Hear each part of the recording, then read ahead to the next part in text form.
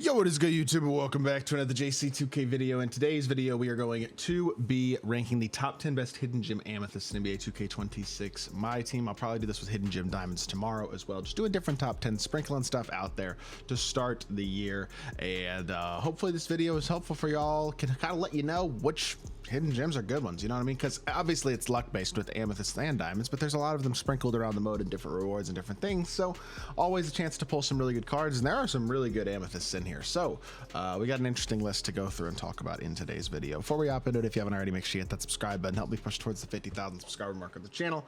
I upload every single day, multiple videos a day. Really appreciate it if y'all do subscribe. Without further ado, the first player on this list at number 10 is going to be Lionel Simmons. This card's pretty good, to be totally honest, especially if he's badged.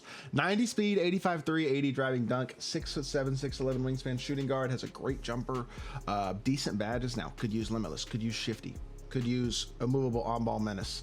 You add a couple badges to him, he becomes really good.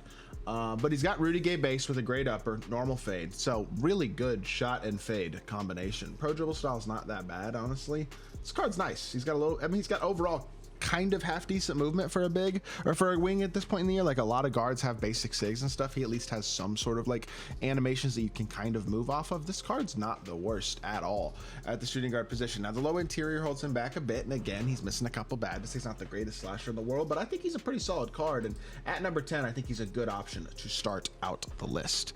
Number 9 is a card who is a absolutely god tier shooter and does almost nothing else. Jonas Jerebko. This card's jumper might be like the best shot in the game. He's 6'10" with a 7'2" wingspan at small forward, so he's got great size at small forward, but he doesn't have the athleticism to really play small forward.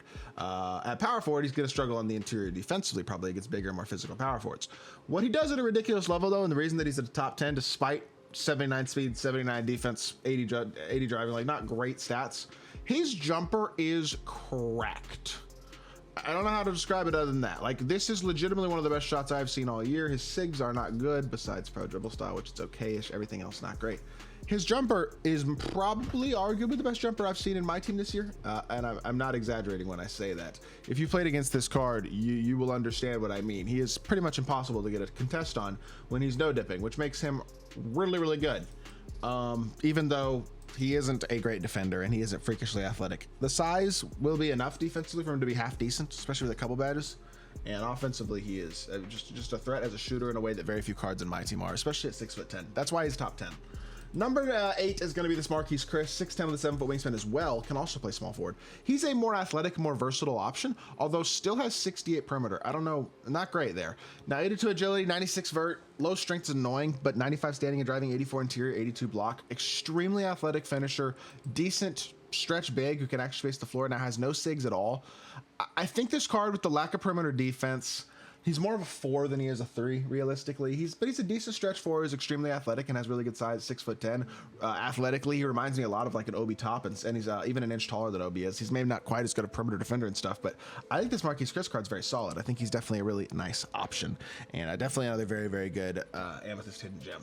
John Collins is going to come in at number 7. John Collins, pretty similar card to Marquese Chris, not quite as fast, but a little more versatile in terms of the shooting ability. Probably, I like his jump shot. That's the thing about him. Not quite as quick. He is an inch. Oh, he's actually shorter than Marquese Chris too. I didn't realize he was shorter. I thought they were the same height.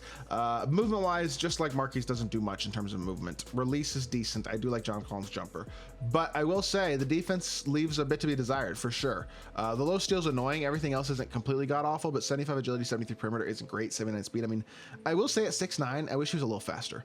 I'm gonna change my opinion on this card slightly. I'm gonna move him down a spot. His athleticism's still great, and I do think he actually gets really played against this card. He's kind of a demon. His jumper's legitimately nice.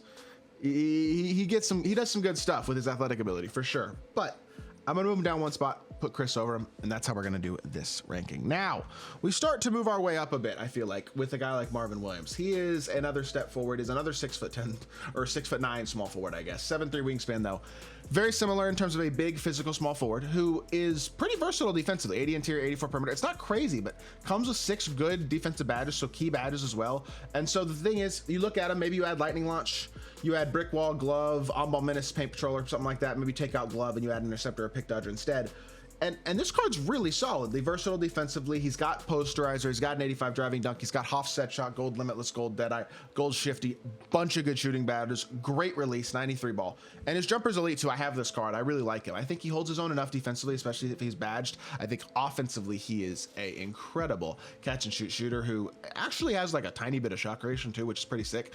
Honestly, this Marvin Williams card is low-key a dog. He is one of the better hidden gems. I almost look at this card and go, is he top 5? Because he's really nice, and I think he's got an argument. This is definitely where this list starts to take an upturn. A guy like Marcus Smart at number 4, similar story here. Only a 79 3-ball, but he's a 6'4" point guard, 6'8" wingspan, 89 speed, 90 driving dunk, and great defender. Again, does a lot of things really well at his position, provides good size at his position, and defense is really where he thrives. Having the versatility he provides defensively, Hoff glove and on-ball menace, 85 interior with 94 perimeter and 94 steal, 90 dunk as well. You can slash at a very high level with him. You can shoot the ball at a very high level with him, or at a decently high level with him. His jumper's nice, and he's going to defend his butt off as a 6'4" competitive point guard. It's like a budget Jason Kidd type option almost in a lot of ways, with a good jumper, normal fade. I mean, again, Marcus Smart, he's not going to be the best shot creator in the world, but defensively and with the slashing ability he provides, he's a really interesting card in his own right, and again, fills a lot of holes for people's teams, can be a great option. Moving on to the number 4 spot, Trey Murphy. Again, just does everything good, honestly. He's split 6'9", 6'8", 7-foot wingspan, small forward, so still decent size. Defensively, he's kind of hit or miss, I guess. Offensively, 95 driving is amazing. 86 3-ball with a really good jumper. Hoff set shot, Hoff poster, 89 speed, 92 vert. I wish he had a little more on the defensive badge side, though, I will say. No interceptor, on-ball, paper patroller, pick dodger, challenger, glove move. That's 70 badges. You had 5 right there. He's still not going to have handles, lightning, or shifty. Actually, you know what? I am changing. I didn't realize his defense was this questionable. This card's defense is not quite what I personally would be looking for. I am making an executive decision. There you go. We changed the list a little bit. Marv up to 5, Smart's up to 4. Trey Murphy gets moved down to 6, making a little bit of a pivot there. I think that is a reasonable thing to do. Alex Caruso is going to be my number 3. This card is basically the same card as Marcus Smart. They're both tall, slashing point guards who play defense and catch and shoot. 85 3-ball is higher than Smart's, which is nice. Jumper wise, it's fine. Smart's might be a little better, but Caruso's a little bigger, and I think he's just very slightly better, probably.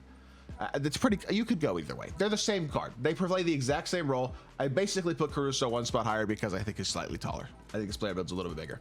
That's the reason I put him 1 spot higher. They're the exact same card in terms of the role they're going to play. 90 driving dunk, quality defenders who have good size at the point guard position and can hit an open 3-ball at a pretty solid level. That is what they provide, and they're both very, very good at it, which gives them a lot of value.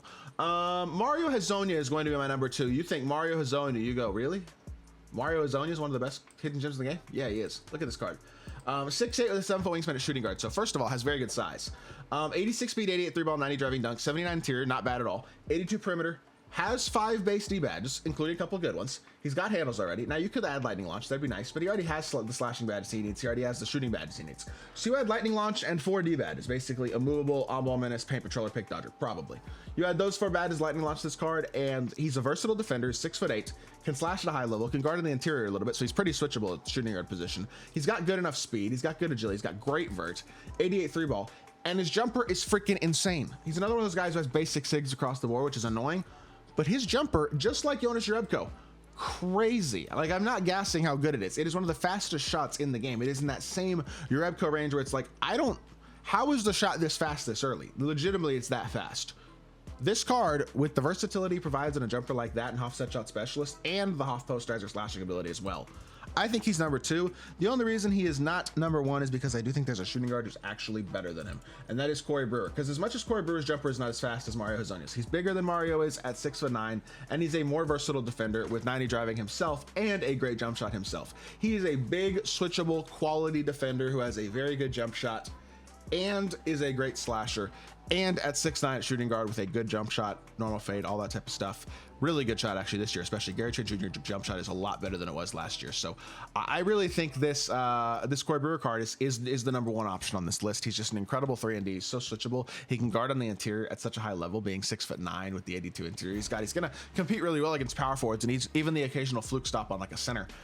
And again, it's a shooting guard. Really good card, and I think he's the best of the Amethyst hidden gems that are in the game right now. So with that being said, this is my list. This is my top 10. Let me know what y'all think of it in the comment section down below. If you did enjoy the video, make sure you hit that like button, leave a comment, and subscribe. I'll be back with more 2K content very, very soon. I appreciate y'all. Peace.